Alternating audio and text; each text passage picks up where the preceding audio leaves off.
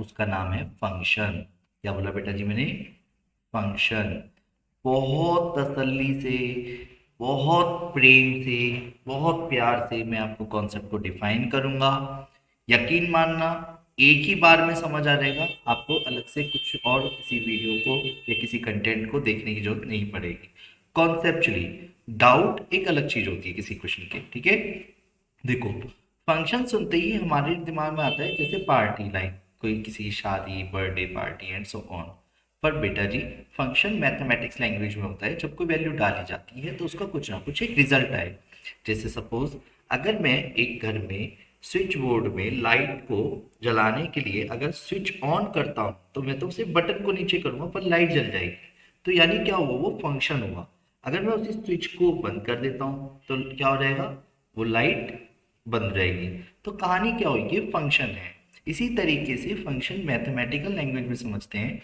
आपको जैसे F x बराबर कुछ भी दे सकता है। सपोज उसने कहा 3x+2, राइट।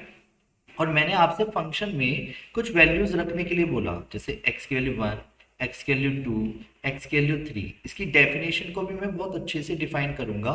पर पहले एक बेसिक सा क्वेश्चन समझते हैं कि अगर मैंने x की वैल्यू 1 रखी तो आप fx की वैल्यू बता सकते हो, f1 की वैल्यू बता सकते हो। तो जहां जहां x होगा, क्या बोला बेटा जी मैंने? जहां जहां x होगा वहां पे आप 1 रख दोगे। तो f1 की वैल्यू क्या आएगी? अकॉर्डिंग टू क्वेश्चन f1 की वैल्यू आएगी 3 × 1 + 2। तो आंसर आया 5। यस और नो? बहुत अच्छे। अगर मैं इसी तरीके से आपसे कहता हूँ f2 की वैल्यू निकालो, तो f2 की वैल्यू क्या आएगी? 3 × 2 + 2। तो आंसर आया 6 + 2 यानी 8। Very good. ये क्लियर है? बोलो हाँ। फिर 3 पे क्या आंसर आएगा? 3 × 3 + 2 यानी 11। यहां तक कोई दिक्कत है? अब वेट, एरो डायग्राम से जरा इस बात को समझने की कोशिश करते हैं। आपने क्या करा, जब 1 2 3 था और आंसर 5 8 11 आया, तो 1 रखने पे आंसर क्या आया? 5। 2 रखने पे आंसर क्या आया? 8। 3 रखने पे आंसर क्या आया? 11। तो इसमें जो 1 2 3 रखा था तो उसे बोलते हैं डोमेन। क्या बोलते हैं? डोमेन।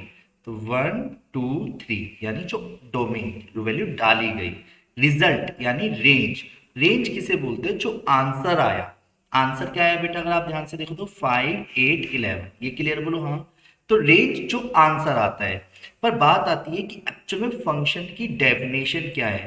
फंक्शन की डेफिनेशन को समझने के लिए बहुत तसल्ली से बात को सुनना। फंक्शन वर्ड होता क्या है? फंक्शन,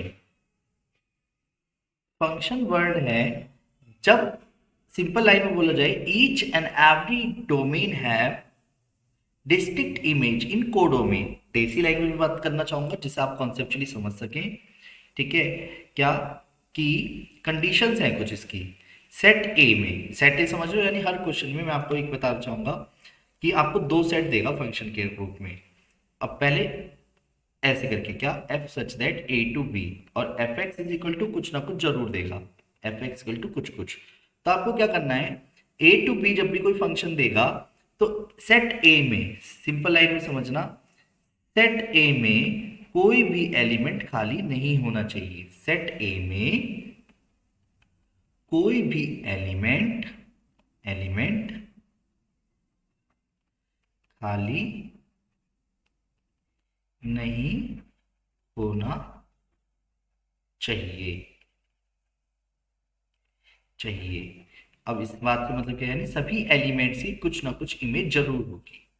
दूसरा, किसी भी, किसी भी एलिमेंट की सेट ए में से, सेट ए में किसी भी एलिमेंट की सेट ए में दो या दो से ज्यादा, दो या दो से ज्यादा इमेज, इमेज नहीं होनी चाहिए। ये याद रखना। क्या बोला मैंने? सेट ए में। अब बात आती है सर क्वेश्चन कॉन्सेप्चुअली समझाओ। तो बेस्ट ऑप्शन रहेगा कि आप यहाँ पे एरो डायग्राम देखो। लाइक क्या? अगर मान लो कि दो सेट हैं ए और बी, क्लियर? तो पहले तो बेसिक तरीके से समझो कि मान लो ए, ए बी सी है यहाँ पे, और यहाँ पे डी ई है। अगर मान लो ए तो डी से रिलेट है और बी सी से, ई से या सी जो भी है वो उससे रिलेट है, तो सेट ए के अंदर सी की कोई इमेज नहीं है ना। और सिंपल लाइन में बोला जाए, each and every element of set ए, यानी हर एक एलिमेंट की कुछ ना कुछ इमेज जरूर होनी चाहिए। तो यहाँ पे सी खाली रह गया, तो ये फंक्शन ही नहीं है। अब जो फंक्शन नहीं है तो आप उसको वन वन ऑन टू ये नाम दो तो वो समझदारी नहीं है। पहले फंक्शन की डेफिनेशन समझिए। फंक्शन उसे कहते हैं जिसमें सेट ए में कोई भी एलिमेंट खाली नहीं होना चाहिए। साथ में एक और बात, क्या किसी भी एक एलिमेंट की दो या दो से ज्यादा इमेज नहीं होनी चाहिए। जैसे ये तो फंक्शन नहीं है, पर फिर से समझते हैं 2 मिनट के लिए। क्या कि एक एरो डायग्राम फिर से बनाया, ठीक है।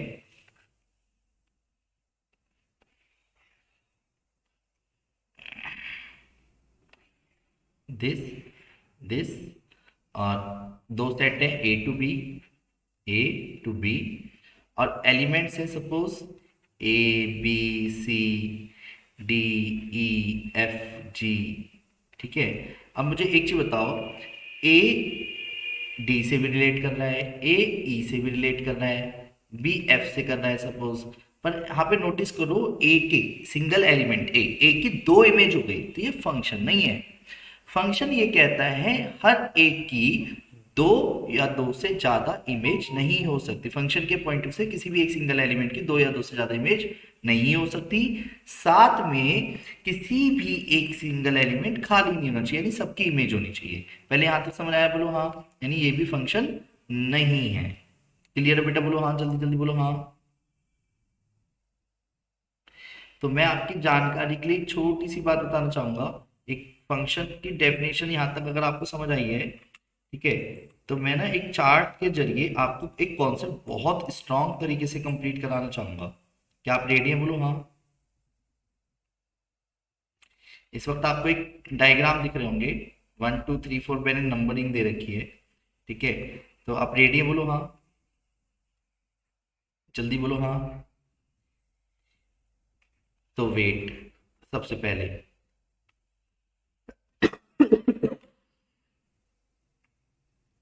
देखिए, अगर आप ध्यान से देखो बेटा इस डायग्रामेटिकली फॉर्मेशन को, तो ये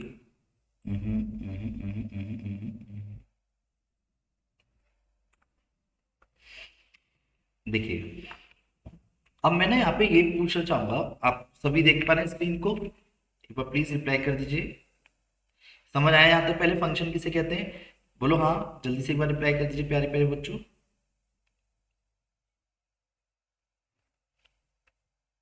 चलिए, तो सभी ध्यान दीजिएगा। अगर मैं आपसे कहूँ पहला जो टाइप दिख रहा है, क्या ये फंक्शन है? नहीं है, क्योंकि सी की दो इमेज है, यानी ये फंक्शन ही नहीं है। No, it is not a function. अच्छा, दूसरे नंबर वाला जो दिख रहा है, ये दूसरे नंबर की बात कर रहा हूँ। दूसरे नंबर को ध्यान से देखो, क्या ये फंक्शन है? दूसरा वाला भी फंक्शन नहीं है, क्योंकि पी खाली रहेगा, पी की कोई इमेज नहीं है। तीसरा वाला हाँ है, क्योंकि बहुत सारों की एक इमेज हो सकती है। चौथा वाला यस, ये इट इज अ फंक्शन, क्योंकि अब देख नोटिस करो, चाहे बाद वाले में खाली रह जाए मैटर नहीं करता। फंक्शन कहता है मुझे सेट ए से मतलब है, सेट बी से कोई लेना देना नहीं है, मेरी डेफिनेशन को सेट ए के अकॉर्डिंग ट्रीट करो। क्लियर? ऐसे ही फिफ्थ वाले की बात करते हैं, तो वो भी फंक्शन है, क्योंकि यहाँ पे सेट ए में कोई भी एलिमेंट खाली नहीं है और किसी एक की दो इमेज भी नहीं है। और सेम छठा वाला भी फंक्शन है। पहले ये समझ आया, बोलो हाँ, बोलो हाँ, बोलो हाँ, बोलो हाँ हाँ हाँ हाँ। चलिए, तो यहाँ तक मैं उम्मीद करता हूँ आपको सभी को समझ आ गया होगा। यहाँ पे ऐसे समझते हैं कि फंक्शन को ना समझाने से पहले एक बहुत सिंपल सी बात बोलता हूँ मैं आपको। बेटा, अगर बच्चा पैदा ही नहीं हुआ तो आप उसका नाम रख दोगे क्या? वो प्रैक्टिकली संभव नहीं है, अच्छी बात नहीं है। पॉइंट ये कहता है कि पहले बच्चा पैदा होगा, बच्चा पैदा होने के बाद उसका नामकरण होगा। तो यानी कि नामकरण करने से पहले नाम नहीं रखा जाएगा। तो यहाँ पे तो जब फंक्शन ही नहीं है, कोई बच्चा पैदा ही नहीं हुआ, तो आप उसको वन वन या ऑन टू कहते हो तो वो गलत होगा बिल्कुल। क्लियर है? अब आती है बात तीसरे पॉइंट पे। इसको समझने से पहले अब हम जो कॉन्सेप्ट सीखने वाले हैं वो है वन वन और ऑन टू का। क्या बोला बेटा जी मैंने? वन वन और ऑन टू का, जिसको आपको मैं बहुत तसल्ली से कराना चाहूंगा। समझ सारा है, don't worry. Are you ready? बोलो हाँ। देखिए, पहले वन वन, देसी लैंग्वेज में समझते हैं पहले वन वन को।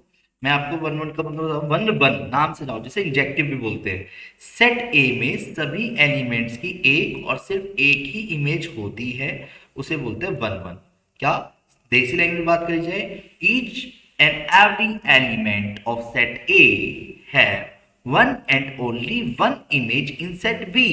यानी अगर दो या दो से ज्यादा एलिमेंट्स की एक इमेज होती है, किसमें, सेट ए में से बात कर रहा हूं, तो उसे मैनी वन, या तो उसे मैनी वन या फिर नॉट वन वन कहा जाता है।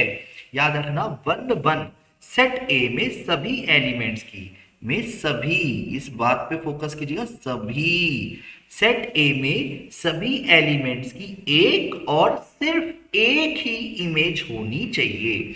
इसको सेट बी से कोई मतलब नहीं है, इसको इंजेक्टिव भी बोलते हैं। क्लियर है, वन वन को क्या, इंजेक्टिव। अब बात आती है सर कॉन्सेप्चुअली कैसे करें, तो एक काम करते हैं, कॉन्सेप्ट को सीखने के लिए आपके सामने जो अलग अलग तरीके के वेराइटीज ऑफ डायग्राम है, ये आपको बहुत हेल्प करेंगे कॉन्सेप्ट को क्लियर करने के लिए। रेडी बोलो हाँ। ध्यान से देखना, तीसरा वाला जो पॉइंट है, तीसरा वाला जो पार्ट दिख रहा है, क्या ये फंक्शन है वन वन? नहीं, क्योंकि वन वन नहीं है तो क्या बोलूंगा, जो फंक्शन वन वन नहीं होता उसे मैनी वन बोलते हैं। तो ये क्या कहलाएगा, मैनी वन। क्या कहलाएगा, मैनी वन। क्यों, क्योंकि दो की एक इमेज है। क्लियर है। ऐसी चौथे वाले की बात करते हैं, फोर्थ वाला, ये दिख रहा है गोला जिसमें मार रहा हूं मैं, फोर्थ वाले की बात करते हैं। तो क्या ये वन वन है? नहीं है। क्या ये वन वन है? नहीं है। तो ये भी क्या हो गया, ये भी मैनी वन हो गया। ये क्लियर है, बोलो हाँ। वेट, अच्छा फिफ्थ वाला वन वन है? हाँ, फिफ्थ वाला वन वन है इस बार। क्यों क्यों है फिफ्थ वाला वन वन, बताओ। क्योंकि फिफ्थ वाले को अगर आप ध्यान से देखते हो तो सेट ए में जितने भी एलिमेंट्स हैं उनमें सभी की एक और सिर्फ एक ही इमेज है। क्या, ए बी सी की एक एक इमेज है, तो इसे क्या बोलते हैं, वन वन। क्या बोलते हैं, वन वन। और ऐसे सिक्स वाले पॉइंट की बात करो तो क्या ये वन वन है? ये वन वन है। क्यों, क्योंकि इसमें भी हर एक की एक एक इमेज है। पहले ये समझ आया वन वन किसे बोलते हैं? जल्दी से रिप्लाई करो बेटा, प्यारे प्यारे बच्चों, आया समझ? बोलो हाँ। वन वन किसे बोलते हैं? Each and every element of set A have one and only one image in set B. One one के लिए जो भी पहले नंबर का जो सेट होता है, हर एक की इमेज होनी चाहिए और एक ही इमेज होनी चाहिए। अगर दो या दो से ज्यादा एलिमेंट्स की एक सिंगल इमेज होती है तो उसको हम क्या बोलते हैं, मैनी वन बोलते हैं। ये ध्यान रखोगे, मैनी वन और वन वन में क्या अंतर है, बोलो हाँ। ओके, नेक्स्ट अगले पे आते हैं, जरा सभी ध्यान दीजिएगा। ओन टू, ओन टू का मतलब समझते हैं देसी लैंग्वेज में। सेट भी दिख रहा है आपको सभी जगह पे, पहले वाले दो तो हटा देना, इन दोनों को तो आपको देखना ही नहीं है, ऐसे समझो, क्योंकि वो तो बच्चे पैदा ही नहीं हुए तो उनका नाम रखने का कोई सेंस नहीं बनता। बात आती है सेट बी की। सेट बी में ईट, पहले तो मैं आपको प्रॉपर्ली बताता हूँ, सेट बी में कोई भी एलिमेंट खाली नहीं होना चाहिए और किसी भी, बस सिंपल लाइन है, खाली नहीं होना चाहिए, बात खत्म। देसी लैंग्वेज बोल तो ये आपको कॉन्सेप्ट समझ आएगा कुछ प्रॉपर्ली देसी लैंग्वेज में लिख के। तो यहाँ पे मैंने लिखी हुई आपके लिए लैंग्वेज, पढ़िए आराम से। सेट बी में सभी एलिमेंट्स की, यानी समझ लो ना, सभी, देसी लैंग्वेज में बात कर रहा हूँ फिर से, सभी एलिमेंट, सेट बी यानी बाद वाला जो सेट है, सभी एलिमेंट्स की कम से कम एक प्री इमेज जरूर होनी चाहिए। यानी देसी लैंग्वेज में बात करी जाए तो सेट बी में कोई सा एलिमेंट खाली नहीं होना चाहिए। अगर कोई एलिमेंट खाली है, यानी किसी कोई भी एक ऐसा एलिमेंट दिख गया जिसकी प्री इमेज नहीं है, तो हम उसे बोलेंगे function is not on to, यानी इनटू। यानी जो फंक्शन खाली रह गया तो उसे इनटू या फिर नॉट ऑन टू बोलते हैं। क्लियर है, बोलो हाँ। यानी सेट बी से मतलब है हमें अब सेट ए से कोई लेना देना नहीं है, ऑन टू। ऑन टू को सब्जेक्टिव भी बोला जाता है, याद रखोगे। तो सेट बी में सभी एलिमेंट्स की कम से कम एक प्री इमेज होनी चाहिए।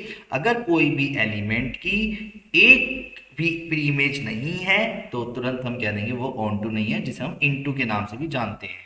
क्लियर। तो बेटर होगा कि क्वेश्चन को कॉन्सेप्चुअली समझा जाए, फिर से डायग्रामेटिकली, और नहीं समझ आ रहा है तो बेटा ये क्वेश्चनों के साथ समझ आएगा। बस अभी हम थियोरेटिकल पार्ट सीख रहे हैं जो बहुत कम बच्चों को समझ आती हैं चीजें, और यकीन मानना बेटे बच्चों, मैं आपको बहुत प्यार से देसी लैंग्वेज समझा रहा हूँ। डन।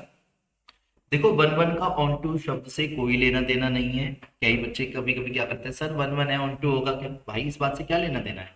वन वन अलग वर्ड है, ऑन टू अलग वर्ड है। ऑन टू के लिए समझो, आपको सेट तीसरे वाले पार्ट की बात कर रहा हूँ। जब मैं तीसरा नंबर बोलूँ तो तीसरे वाले पे फोकस किया कीजिए। थर्ड वाले में अगर आप बी सेट दिख रहा है आपको, ऑन टू कहता है सेट बी में कोई एलिमेंट खाली नहीं होना चाहिए। एन खाली है, एन की कोई प्री इमेज नहीं है, तो हम सीधा क्या बोलेंगे, ये क्या हो गया हमारे लिए अकॉर्डिंग टू क्वेश्चन, क्या हो गया, इनटू। इनटू, इनटू बोले तो not, not on not, not on टू, जिसे हम इनटू भी बोलते हैं। क्लियर है? Many one not on to. Clear है? Not one one not on to, एक तरह से। क्लियर? मैनी वन इनटू लिख देता हूं उसे, और आगे लिख देता हूं नॉट वन, वन वन भी है ये, और नॉट ऑन टू भी है। मैनी वन वाले का अगेंस्ट वर्ड हो गया नॉट वन वन, इनटू का अगेंस्ट वर्ड हो गया नॉट ऑन टू। क्लियर है? दूसरा, अगर मैं बात करता हूँ चौथे वाले नंबर की, चौथा वाला जस्ट इसके नीचे जो भी हमने करा है, तो चौथा वाला ऑन टू है या नहीं है? ऑन टू है।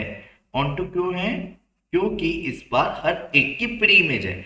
दो या दो से ज्यादा हो कोई बात नहीं, खाली तो नहीं है ना, तो इसलिए ऑन टू है। ऐसे ही फिफ्थ वाले की बात करो, फिफ्थ वाला पॉइंट अगर देखते हो तो क्या ये ऑन टू है या नहीं है? ऑन टू नहीं है, तो क्या बोलेंगे हम, इनटू बोलेंगे। क्या बोलेंगे? इनटू।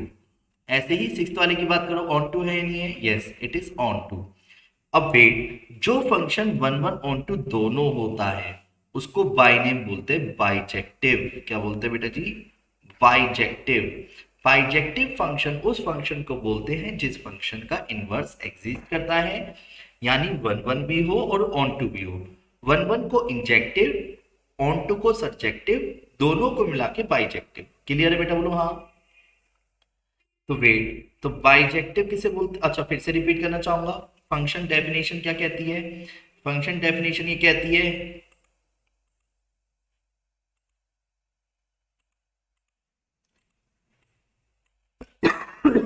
कि सेट ए में कोई सा एलिमेंट खाली नहीं होना चाहिए, हर एक की एक ना एक इमेज होनी चाहिए।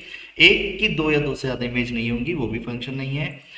वन वन कहता है वन वन वन वन, एक एक इमेज हो जो कि दिख रहा था। ऑन टू कहता है मुझे सेट बी में कोई खाली ना हो, हर एक की प्री इमेज हो। क्लियर है? बोलो हाँ, बोलो हाँ, बोलो हाँ, बोलो हाँ हाँ हाँ हाँ हाँ। अब बेटा जी, जिसमें कि मैं अब आप सभी के सामने एक बहुत बेसिक सा क्वेश्चन कराना चाहूंगा, जिसे प्लीज समझने की कोशिश करना। दो से तीन तीन तीन क्वेश्चन करूंगा वन वन और ऑन टू पे। Are you ready? बोलो हाँ। और जितना बढ़ा ना मैं उसके नोट्स आपको शेयर कर दूंगा। यहां तक समझ आ रहा है बेटा? बोलो हाँ। या ऑफ कोर्स बेटा, मैं सारी स्लाइड्स ग्रुप में शेयर कर दूंगा लास्ट में, ठीक है? रेडी? देखिए नेक्स्ट, जो कि आपके काम आएगी बहुत ज्यादा। देखो बेटा, अब बात आती है क्वेश्चंस पे। क्वेश्चंस कैसे देगा, पहले तो मैं आपकी जानकारी के लिए बता दूं, मैं फिर रिपीट करना चाहूंगा। हर एक क्वेश्चन में मैंने अभी आपको बताया ए टू बी यानी दो सेट देगा, और F x is equal to कुछ कुछ, वो कुछ कुछ अभी मैं मान चलता हूँ वाई है। तो बेटा हमेशा इस बात को ध्यान रखना, जो एक्स एलिमेंट होता है वो हमेशा सेट ए को बिलोंग करता है। जो एक्स होगा वो हमेशा सेट ए में से पाया जाएगा, और जो वाई होगा फॉर ऑल, जो y होगा वो हमेशा सेट b में पाया जाएगा। फंक्शन की डेफिनेशन के बिहाफ पे इसको डोमेन बोल सकते हैं अब हम, क्योंकि कोई एलिमेंट तो खाली रहता नहीं, तो पूरा का पूरा सेट डोमेन है। तो सेट b हमेशा क्या कहलाएगा? कोडोमेन कहलाएगा। क्या कहलाएगा? कोडोमेन कहलाएगा। और इसी तरीके से ये जो x है इसको भी क्या बोलते हैं? हम डोमेन बोलते हैं। पर डोमेन इसके बाद जो आंसर आता है उसे क्या बोलते हैं? रेंज बोलते हैं। क्या बोलते हैं? रेंज बोलते हैं। अब दो बातें आती हैं यहाँ पे, कि जब फंक्शन वन वन हो, क्या, if function is one one, तो आपको प्रोसेस क्या अप्लाई करना है, कि अगर आप F X one F x two के बराबर लेके चले और कैसे भी करके एक्स वन एक्स टू के बराबर आ जाए, तो हम बोलते हैं it is function, it is one one. क्या बोलते हैं? हम बोलते हैं it is one one. Clear है? वन वन किसे बोलते हैं? जब कोई फंक्शन एफ एक्स वन बराबर एफ एक्स टू लेके चलने पे एक्स वन बराबर एक्स टू आ जाए। सुनो, मैं तीन क्वेश्चन करूंगा, आपको प्रोसेस समझ आ रहेगा, हालांकि एकदम से समझ नहीं आता है इसलिए बहुत तसल्ली से समझना। रेडी? पहला, एफ एक्स मान लो पहला question, F such that natural to integer है। क्लियर? मैं पहले क्लियर कर रहा हूँ, ये 1 1 है। एक बार को आइडिया लगाने के लिए मैं आपके लिए एक बॉक्स बनाता हूँ। नेचुरल टू इंटीजर, ठीक है, तो 1 2 3 4 डैश डैश डैश और 0 1 2 3 4 5 6 7 एंड -1 -2 -3। डन। तो 1 का आंसर 1 आया, 2 का आंसर 4 आया, 3 का आंसर 9 आएगा। तो पता चल रहा है 4 का 16 आएगा, 5 का 25 आएगा, यानी हर एक की अलग अलग इमेज आने वाली है। क्लियर पता चल रहा है कि 1 1 है। दिक्कत आती है सर ऐसे सड़ा हुआ ग्राफ थोड़ी ना बनाएंगे कि और सारे एलिमेंट थोड़ी लिख देंगे। तो क्या करें, करने का कोई तो तरीका होना चाहिए ना बेटा। कैसे करेंगे अब इसे समझो जरा। इसे करते समय सबसे पहले आपको क्या करना है, क्वेश्चन में मान लो f x to x square था, तो तभी मैंने 1 का 1 2 का 4 लिखा था। ठीक है, सारा खेल यहाँ से शुरू होता है। तो बेटा जी आप क्या करो, पहले हेडिंग डालो फॉर 1 1 और 1 1। क्लियर? 1 रखूंगा तो 1 आएगा, 2 रखूंगा तो 4 आएगा। ठीक है, देखिए सबसे पहले क्या करो, लेट, ये प्रेजेंटेशन है एक तरह से किसी भी क्वेश्चन को करने की। लेट fx1 बराबर fx2 आप लेके चलोगे, करोगे fx1 बराबर fx2 आप लेके चलोगे खुद से, जिसमें x1 और x2 को आप बिलोंग कराओगे पहले वाले सेट को। यानी ये दोनों के दोनों जो टर्म्स हैं ये किसको बिलोंग कराएंगे, हमेशा पहले वाले सेट को, नेचुरल नंबर्स को। क्लियर? अब एक चीज बताओ, अगर मैं यहाँ पे आपसे कहता p रखो तो आप बोलते पी स्क्वायर। अगर मैं आपसे कहता एफ टी की वैल्यू क्या होगी तो आप बोलते टी स्क्वायर। अगर मैं बोलता एम क्या होगा तो आप बोलते एम स्क्वायर, के रखता तो के स्क्वायर। ऐसी x1 रखने पे क्या आएगा, x1 रखने पे आएगा x1 का स्क्वायर, x2 रखने पे क्या आएगा, x2 रखने पे आएगा x2 का स्क्वायर। क्लियर? अब वेट, स्क्वायर को एक तरफ ले जाओ, ए स्क्वायर माइनस बी स्क्वायर क्या होता है, ए माइनस बी, ए प्लस बी। स्क्वायर से स्क्वायर कभी भी नहीं काटना, पॉसिबल आंसर्स निकालते हैं। अब एक बार x1 माइनस x2 0 के बराबर रखा, एक बार x1 प्लस x2 0 के बराबर रखा, तो x1 की वैल्यू किसके बराबर आ गई, x2। ये तो हमें चाहिए था, ये तो हमें चाहिए, ये बात ध्यान रखना, x1 और x2 तो हमें चाहिए। चलो ये तो मिल गया, पर एक मिनट, अगर ये भी राइट हो गया, अगर ये भी राइट हो गया तो फंक्शन 1 1 नहीं है। और अगर ये नेग्लेक्ट हो गया तो फंक्शन 1 1 रहेगा, क्योंकि fx1 बराबर fx2 होने पर x1 x2 के बराबर आना चाहिए बस। अब क्या करें सर? तो बेटा इस बात का मतलब समझो ना, ये क्यों लिखा था हमने, क्या कि वी नो दैट x1 और x2 का जो मिनिमम से मिनिमम सम आएगा। अब आप खुद बताओ, दो नेचुरल नंबर अपने मन में मानो और मिनिमम से मिनिमम उनको जोड़ो, क्या है, कभी भी जीरो आ सकता है, मतलब ही नहीं है। तो जिसकी वजह से मुझे पता है कि नेगलेक्ट करने का रीजन है मेरे पास। अगर ये इंटीजर होता तो वैलिड हो जाता। तो ये क्या हो गया, सो फंक्शन इसे नेगलेक्ट कर पा रहा हूं मैं, और नेगलेक्ट कर पा रहा हूं तो यानी एक ही चीज का एक ही आंसर आया, दूसरा नहीं आया, क्योंकि वो कट चुका है अपने आप ही। तो हम क्या बोलेंगे, फंक्शन इज 1 1। आया समझ? ये प्रेजेंटेशन है किसी भी क्वेश्चन को करने की। पर वेट, हर क्वेश्चन की अपनी एक डिमांड है, तो चिल करो। पहले ये समझ आया, बोलो हाँ। पहले एक एक करके आगे बढ़ रहे हैं, पहले ये पर्टिकुलर क्वेश्चन समझ आया, बोलो हाँ। ओके ग्रेट, दूसरा क्वेश्चन समझते हैं। 1 1 के केस को ही पहले क्लियर करेंगे। डन। सॉरी, दूसरा question, F X F such that, फिर से है ना, F such that natural to natural ना करके इंटीजर टू इंटीजर ही लेते हैं इस बार। अच्छा, क्वेश्चन सेम रखूंगा, मैं आपको सिर्फ ये बताना चाह रहा हूँ, सारा खेल सेट्स का होता है, जैसे रिलेशन में भी सारा खेल सेट पे डिपेंड करता था। ठीक है, सबका अपना अपना एक मतलब है, ये भी कंफ्यूज मत होना। अब वही वाली बात, सॉल्यूशन निकालना है, कैसे करें बेटे, पहले हेडिंग डालो किसके लिए आप वर्क करना चाहते हो, फॉर 1 1। चेक करना है, वो तो सीधी कहानी है, वो हवा में तीर तो मारेंगे नहीं। अब वैसे तो ओरली अगर मैं बोलूँ तो ओरली तो पता चल रहा है ये ना, कि अगर मैं आपको एरो डायग्राम से समझाऊं तो एरो डायग्राम से तो बहुत ही जल्दी समझ जाओगे। क्योंकि इंटीजर्स में आंसर बहुत सारे होते हैं, 0 -1 -2 1 2 3 ऐसे करके बहुत सारे हैं। यहाँ पे भी क्या है, 0 1 2 3 4 5 -1 -2 एंड सो ऑन। क्लियर? तो एक बताओ, -2 का आंसर क्या आएगा, 4। 2 का आंसर क्या आएगा, 4, क्योंकि स्क्वायर करूंगा। यस और नो? अब स्क्वायर करा तो बहुत तसल्ली से मेरी बात का आंसर दो बेटा जी। क्या क्या ये फंक्शन 1 1 है?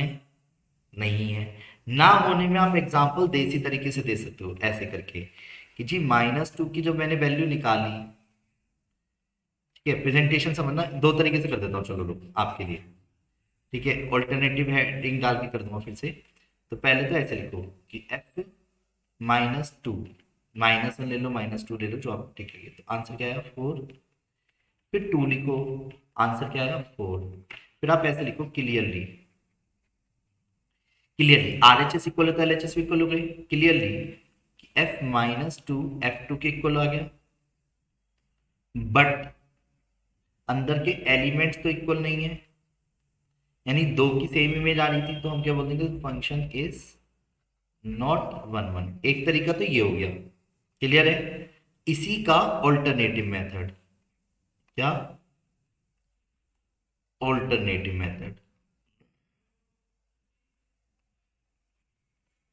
ऑल्टरनेटिव मेथड, ऑल्टरनेटिव से मतलब फिर से समझते हैं, फॉर 1 1 की हेडिंग डाल दी। जैसे ही आप पहले प्रेजेंटेशन समझो जो हर क्वेश्चन में एप्लीकेबल है, सबसे पहले क्या करते हैं, लेट f(x1) बराबर f(x2) हम लेके चलते हैं, पर अलग से टीचर को बता देते हैं जी x1 और x2 जो है ना, वो बिलोंग कर रहे हैं पहले वाले सेट को। किसको? पहले वाले सेट को। यानी x1 और x2 किसको बिलोंग कर रहे हैं, पहले वाले सेट को। हमेशा पहले वाले सेट को बिलोंग कराते हैं। यानी बिलोंग कराने का मतलब ये है कि हमने एक तरफ क्वेश्चन को ये कह दिया कि वो दोनों के दोनों इंटीजर हैं। क्लियर है? अब क्वेश्चन कैसे करना है तो समझो मेरी बात। अगर मैं यहाँ पे वही वाली बात की p रखता तो आपका आंसर क्या था, p²। t रखता तो t²। ऐसे x1 रखा तो x1 का स्क्वायर, तो यानी x1 का स्क्वायर x2 का स्क्वायर। ये क्लियर है? स्क्वायर से स्क्वायर मत काटना, पॉसिबल आंसर्स नहीं आते हैं, इसीलिए लेफ्ट हैंड साइड लेके आओ।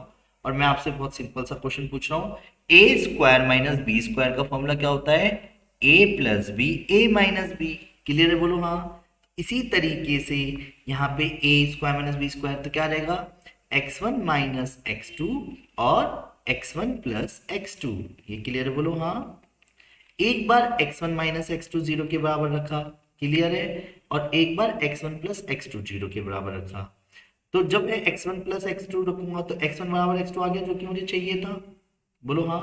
और ये मुझे नहीं चाहिए था हालांकि, पर पॉइंट क्या है कि इस बार मैं इसको तो नेग्लेक्ट नहीं कर सकता क्योंकि मुझे चाहिए, पर इसको भी नेग्लेक्ट नहीं कर पा रहे आप। अकॉर्डिंग टू क्वेश्चन दोनों ही वैलिड हैं। और इस बार जब मैं दूसरे को नेग्लेक्ट नहीं कर पा रहा हूं तो हम क्या बोलेंगे, सो फंक्शन इज नॉट 1 1। आया समझ? बोलो हाँ।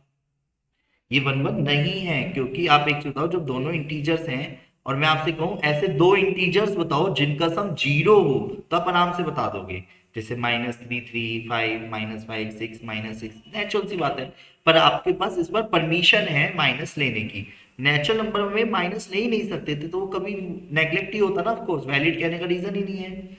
ये समझ आया? बोलो हाँ।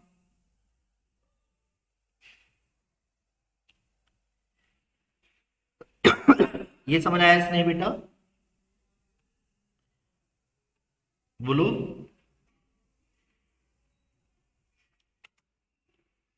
आया समझ? और अब इसके सामने छोटा सा क्वेश्चन करता हूं जिससे आपको कॉन्सेप्ट और बेहतरीन तरीके से स्ट्रांगली समझ आ सके। मान लो फंक्शन है, कोई भी चीज ले लेते हैं, क्यू से लेकर के नेचुरल नंबर तक ले लेते हैं, मान लो सिंपल सा क्वेश्चन है। अब मुझे एक चीज बताओ, हर एक पे वैल्यू जो है क्या आएगी, f(x) मान लो 2x + 5 है, ठीक है जी। अब वही वाली बात कि फॉर 1 1, क्या बोला मैंने, फॉर 1 1 1 1 तो वन वन के केस में फिर रिपीट कर रहा हूँ, जो कि वन वन जब होते हैं तो आप उसको लिख के नहीं दिखा सकते, आपको सबसे बेस्ट है प्रेजेंटेशन। तो आप क्या करते हो, F X one F x two के बराबर लेके चलो। अलग से एक्स वन और एक्स टू हमेशा किस सेट को बिलोंग कराओगे, पहले वाले सेट को बिलोंग कराओगे, जो कि नेगलेक्ट करने में बहुत हेल्प करता है। अगर आप ये नहीं लिखोगे तो टीचर इसके मार्क्स आपके काट लेगा, ध्यान रखना। फिर दोबारा से समझो, जहां जहां एक्स होता है वहां पे क्या लिखोगे, एक्स वन, तो यानी 2x1 + 5, 2x2 + 5, 5 से 5 कट गया, तो 2x1 + 2x2 जो कि x1 बराबर x2 आ गया। ऐसे बहुत सारे क्वेश्चंस आपके डायरेक्ट आ रहेंगे। कैसे, क्योंकि जब आप x1 और x2 को लेके चलोगे तो x1 x2 बराबर आ रहेंगे, जिसकी वजह से हम तुरंत क्या बोलेंगे, according to question the function is 1 1। आया समझ, बोलो हाँ। ये प्रेजेंटेशन है कंप्लीट, जिसे इंजेक्टिव भी बोलते हैं। आया, जल्दी से रिप्लाई कीजिए प्यारा प्यारा। ये समझ आ गया, ठीक है, यहां तक समझ आ गया। अब बात आती है ऑन टू के केस में, ठीक है, ऑन टू यानी हर एक क्वेश्चन में ऑन टू। अब ऑन टू के केस में सबसे पहले क्या करते हैं, मान लो फिर से क्वेश्चन समझते हैं, मान लो नेचुरल टू इंटीजर ही था और F x is equal to x square है, क्लियर। अब ऑन टू की बात आती है, तो फॉर ऑन टू एक हेडिंग डालो सबसे पहले, onto, clear. Onto के केस में सबसे पहले आपको क्या करना है, लेट एफ एक्स वन, आपको ना हर बार ऑन टू के केस में F X equal to Y मानना है, और जिसमें कि जो वाई होगा ना बेटा, वाई ये हमेशा बिलोंग करेगा बाद वाले सेट को, और एक्स तो बिलोंग करता ही है पहले वाले सेट को, क्लियर। कैसे भी करके एक्स को खाली कर लेना, X square is equal to Y, तो एक्स की वैल्यू क्या हो गई, √y। अब एक चीज बताओ, ऑन टू का मतलब क्या था, ऑन टू का मतलब था सेट बी के अंदर कोई भी सिंगल एलिमेंट खाली नहीं होना चाहिए, सेट बी के अंदर कोई भी एलिमेंट खाली नहीं होना चाहिए। अब आप खुद बताओ, क्या सभी इंटीजर वैल्यू रखने पर एक्स की वैल्यू नेचुरल नंबर आएगी, उल्टा सोचो, उल्टा कर रहे हैं हम, वाई को खाली करने की बजाय एक्स को खाली कर लिया। मतलब मैं ये कह रहा हूं, अगर वाई की वैल्यू बिलोंग करती है इंटीजर को, देयरफॉर यानी देन क्या एक्स हमेशा जो √y आएगा क्या बिलोंग करेगा नेचुरल नंबर को, क्योंकि एक्स तो नेचुरल नंबर होना चाहिए, नहीं करेगा।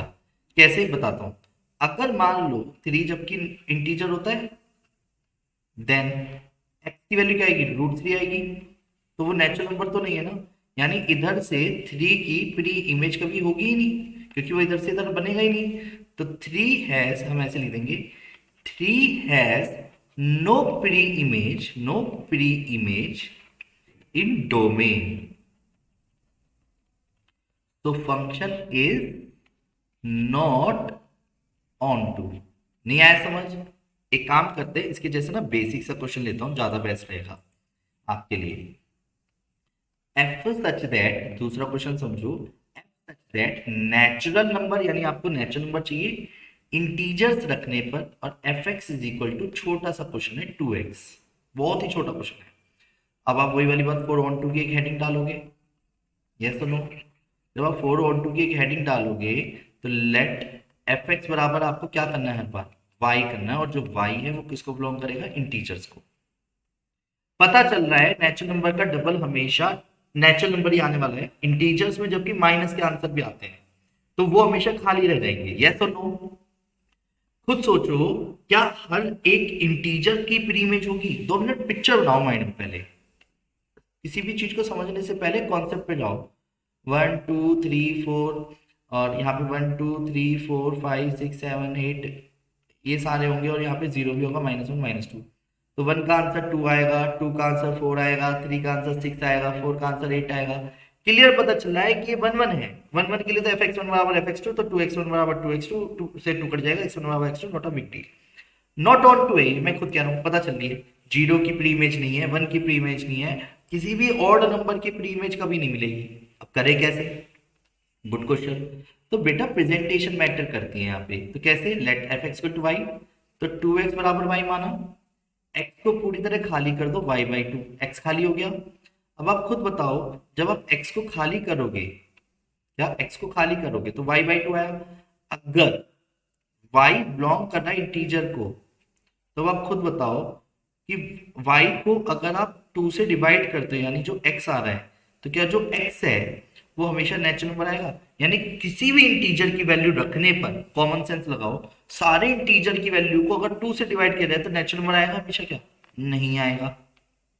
नहीं आएगा तो इसका मतलब ये ऑन टू नहीं है। रीजन दो, जैसे 1 belongs to integer but 1/2 is equal to x, पर x not belongs to natural number, क्योंकि एक्स हमेशा नेचुरल नंबर के अकॉर्डिंग होना चाहिए था। तो यानी one has no pre image, one has no pre image in set A, in set N, तो function is not on to. आया समझ? वेट, एक काम करते हैं, अब तीसरा एक ऐसा एग्जांपल लेते हैं जिसमें ना तीनों मतलब वो 1 1 तो नहीं हो पर ऑन टू हो। क्लियर है? या चलो 1 1 भी हो और ऑन टू भी हो, ऐसा एग्जांपल ले लेते हैं। डन? बेसिक सा, कि जो बाइजेक्टिव, जैसा जब भी आपसे बोले ना शो दैट बाइजेक्टिव, या फंक्शन को बाइजेक्टिव शो करो, यानी समझ आ रहा 1 1 ऑन टू है तो ये फुल प्रेजेंटेशन उसको अकेले क्वेश्चन में चेप देना, जो मैं आपको करके दिखा रहा हूँ। मान लो क्यू, क्यू का मतलब होता है rational number, rational to integer ले लिया। चलो इंटीजर में तो बहुत सारे नंबर होते हैं, और एफ एक्स बराबर आपको फंक्शन दे रखा है क्या, 2x प्लस के 3। डन? अब समझना, फॉर 1 1, एक तो पहले 1 1 के लिए काम कर रहा हूं मैं अभी, फिर सेम क्वेश्चन इसी तरीके से करूंगा फॉर ऑन टू के लिए। डन?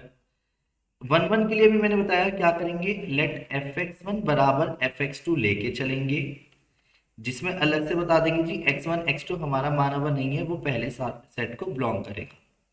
ये क्लियर है? बोलो हाँ। यानी x1 और x2 किसको बिलोंग करेगा, पहले वाले सेट को। तो वेट, तो पहले वाले सेट को यानी रेशनल नंबर, क्यू का मतलब होता है रेशनल नंबर, रेशियो, रेशियो की टर्म्स में भी आंसर आ सकता है, रेशनल नंबर। भैया सीधी कहानी है, x1 रखा तो 2x1 प्लस 3, x2 रखा तो 2x2 प्लस 3। क्लियर? तो x1 इज इक्वल टू क्या आएगा, 2x2 आएगा। बोलो हाँ। ठीक है? या यहाँ पे ना क्यू की जेड ना लेके रियल नंबर ले लेता हूँ, लोग रियल नंबर। ठीक है? रियल नंबर, रियल नंबर में रेशनल रिलेशन दोनों आते हैं। ठीक है? पर चलो अब ले लिया, ले लिया। ठीक है? अब x1 बराबर x2 आ गया, और कुछ अलग से एक्स्ट्रा केस आए नहीं जिसे नेग्लेक्ट करना पड़े, तो हम क्या बोल देंगे, तो फंक्शन इज 1 1। ऑन टू के केस में समझो, लेट एफ एक्स बराबर किसके मानते हैं, वाई के मानते हैं। मैं बार बोल रहा हूँ, ये प्रेजेंटेशन याद रखने हैं आपको, एफ एक्स टू वाई मानते हैं, और ये जो वाई है वो किसको बिलोंग करा होगा, रियल को। क्लियर? अब आप खुद बताओ, 2x plus 3 is equal to, अगर वाई है, यहाँ पे ना क्यू, क्यू ही ले लेता हूँ समझाने के लिए, या इंटीजर लेता हूँ अभी समझाने के लिए। वैसे तो हालांकि फंक्शन बनेगा नहीं, पर अभी कॉन्सेप्चुअली क्लियर करने के लिए मैं आपको कर रहा हूँ कि कुछ समय के लिए इसके कॉन्सेप्ट अच्छा समझ आ रहेगा। डन? अब आप सिर्फ ऑन टू के पॉइंट ऑफ से देखना, जेड इंटीजर यानी जेड ही लेके चलता हूँ, कि मुझे समझाना है आपको, और आपको इंटीजर बहुत जल्दी याद रहता है। ठीक है? इंटीजर से समझो उस कॉन्सेप्ट को। एक्स को कैसे भी करके खाली कर लिया करो, तो y-3 आ गया, x की वैल्यू क्या आ गई, y-3 डिवाइड बाई 2 आ गई। अब आप खुद बताओ, अगर y बिलोंग करता है इंटीजर को, तो क्या सारे इंटीजर्स रखने पर जो भी नंबर आएगा वो रेशनल होगा? सोच के बोलना, ऐसी ओरली होगा, कंफर्म होगा, क्योंकि वो रूट तो बन नहीं जाएगा, और रूट को छोड़ के बचेगी सारी value by default rational number है। सोचो, 2 रखो, 3 रखो, 0 रखो, -1 रखो, जो रखो, तो हम क्या लिखेंगे, एवरी कोडोमेन है, एवरी कोडोमेन है at least one pre image in domain.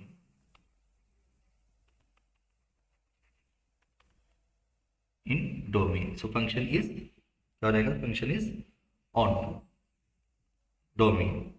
आया समझ? तो उम्मीद करता हूं क्वेश्चन के जो कॉन्सेप्ट्स हैं वो आपको बहुत अच्छे से समझ आए होंगे। ठीक है? पर अब वही वाली बात है कि एकदम से तो क्वेश्चन क्लियर होते नहीं है, पर बेटा उसके लिए आपको ना कुछ ऐसे कॉन्सेप्ट्स हैं जिनके लिए आपको सबसे बेस्ट पार्ट बताऊं कि कुछ वीडियोस है मेरी, 3 से 4 वीडियोस है फंक्शन की। मुझे पर्सनली मैसेज कर देना 9891390139 पे। वो कंटेंट इतना मेन है कि वो अलग से अगर कराने बैठे हो तो बेकार में 11th क्लास का कंटेंट है वो सारा। अगर आप चाहते हो कि वो कंटेंट आपको समझना चाहिए तो मैं एक प्लेलिस्ट आपको शेयर कर दूंगा। आप उसको बहुत सिस्टमेटिकली देख लेना, उससे आपके डाउट्स भी कम आएंगे और कॉन्सेप्ट भी बहुत अच्छे से स्ट्रांग हो जाएगा। ठीक है, नहीं तो एक सीधा बताता हूँ, लर्न ओ विट ये चैनल है, लर्न ओ विट पे चैनल पे जाना, उसमें फंक्शन के नाम से एक प्लेलिस्ट है मैथ्स, 12th मैथ्स के अंदर जा करके उसमें आपको ये सारा कंटेंट मिल जाएगा। या तो मेरे को ग्रुप पे मैसेज कर देना, ग्रुप पे नहीं बल्कि सॉरी ग्रुप पे नहीं, मेरे को पर्सनली मैसेज करना, ठीक है, तभी, ऐसे नहीं बनना। लर्न ओ विट के नाम से उस पे जा करके प्लेलिस्ट आपको मिल जाएगी खुद से। अगर नहीं तो आप मेरे को मैसेज करें तो मैं ही दूंगा उसमें, ठीक है। पर अगर कोई डाउट आता है तो अलग से शेयरिंग कर ली जाएगी, ठीक है। जो भी मैं पढ़ाता हूँ तो वो आपको क्लियर हो ही रहा होगा धीरे धीरे। और इसके अलावा जो बात आपको पूछनी है, कहनी है, करनी है तो आप कर लीजिए और अपने दोस्तों के साथ इन वीडियोस को शेयर जरूर कर लिया करें।